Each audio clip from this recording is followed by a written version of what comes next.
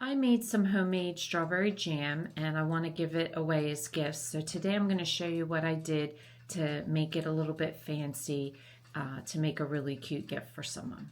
So I made some homemade jam and I just want to encourage you all to try it for yourself. Making jam is super easy to do, especially if you stick with the fruits like strawberry, peaches, sour cherries.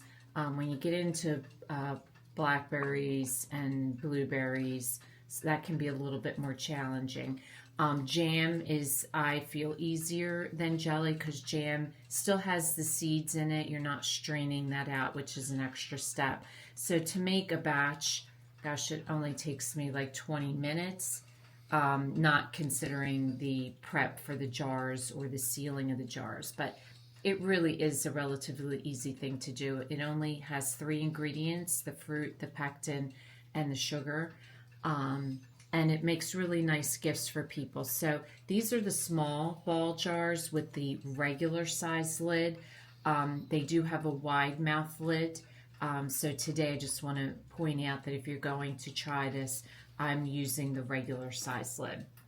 So I made my jam yesterday, and so now to decorate it so that I can give it as a gift, first thing I did was I went online and found a cute label, and I made 2 sizes. One that's going to fit on the top of the jar, so my circle is about 2 1/4 inch wide, and that'll fit. You can use the lid as your stencil for that. I made it a little bit smaller than the lid so that way it's just barely going around the inside of the lid because I want the whole decoration to show. If you make it too large, it's going to cut off this typing here. And then I made a smaller of the same, and that's going to go onto your outside of your jar, and that is measuring at about like a little bit over 1.5 inches.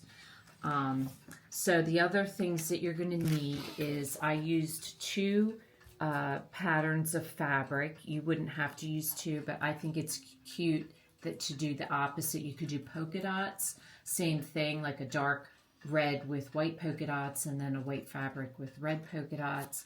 I had this striped material, so I'm going to use that.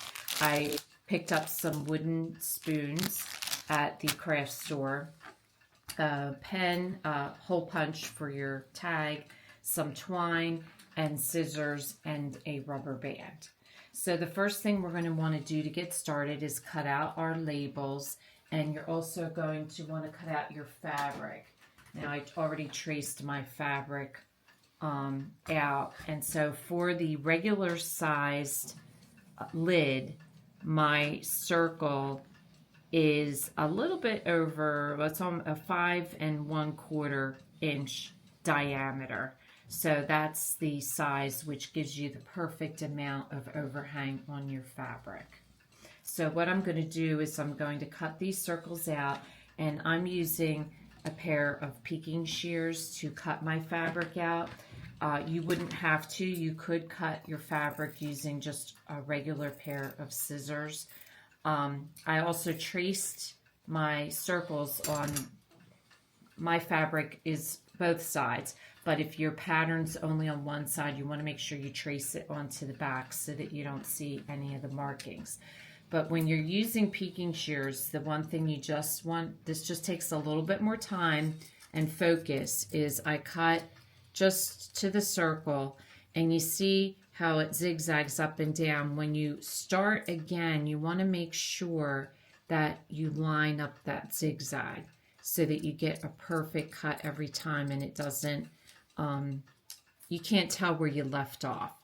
So that's the only thing about using peeking shears. You're just going to have to pay attention and cut it slow so that each cut is invisible. You don't cut off one of the triangles or half a triangles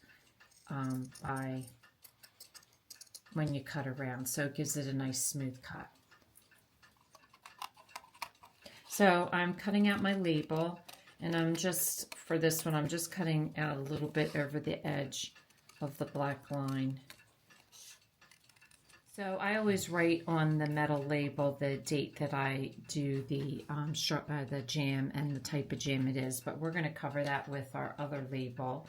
And so you see how it's not to the edge, so that way when you put your lid on, you can just kind of,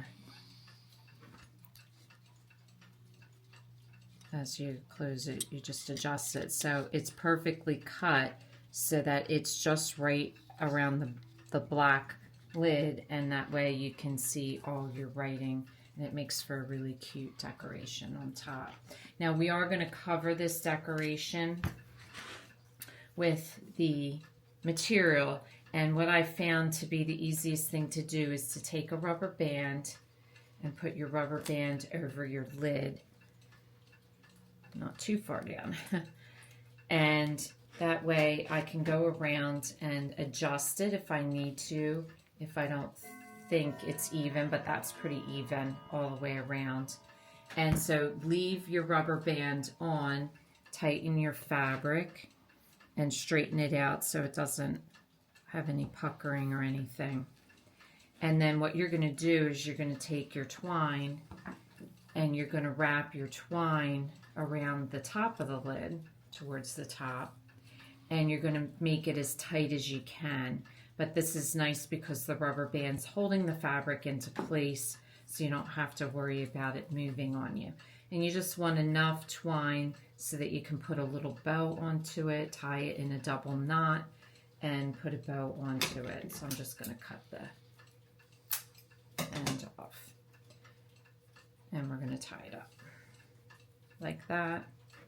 Make sure it's even all the way around, and then I just tilt my jar, hold your finger over it, and then just do another knot, and there you have, and then just put it into a bow. So if you're choosing to do a little tag, before you put it into a bow, you want to just put a hole punch into your smaller tag, and then you want to feed it through the twine like so. And then do your bow, same as if you weren't using your tag. So your next step is to cut a strip of the other fabric. This is about 10.5 inches long, as wide as you want it. It doesn't really matter. And you're going to take your wooden spoon and you're just going to tie it into a square knot onto the spoon.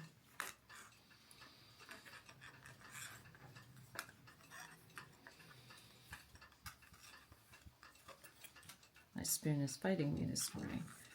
Like so.